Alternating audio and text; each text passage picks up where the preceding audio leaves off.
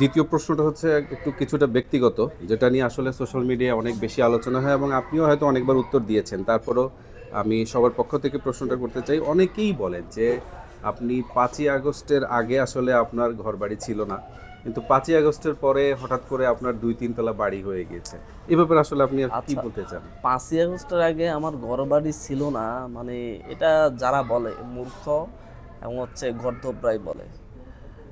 ৫ই আগস্টের আগে আমি নিজে প্রায় ৬ বছর ৭ বছর ধরে আমি যখন পড়াশোনা করছি ঢাকায়, সবসময় আমি নিজ খরচে পড়াশোনা করছি এবং কষ্ট করে পড়াশোনা করেছি। আমি আমার বাবা থেকে কোনো টাকা পয়সা নিই নাই।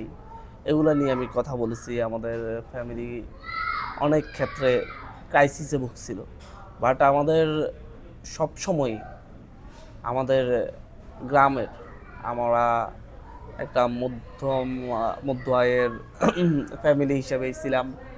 বাবা টিচার ছিলেন, পাশাপাশি ইমামতি করতেন, নিজের বিজনেস ছিল। বলতে গেলে আমাদের গ্রামের মধ্যে সবচেয়ে বড় বাড়িটা আমাদের, এবং একক বাড়ি আমাদের, যেটা প্রায় ১.৫ একরের বাড়ি। আমার বাড়িতেই পুকুরই আছে ৩টা, মানে হচ্ছে আমাদের এত এত বড় বাড়ি। বড় বাড়ি।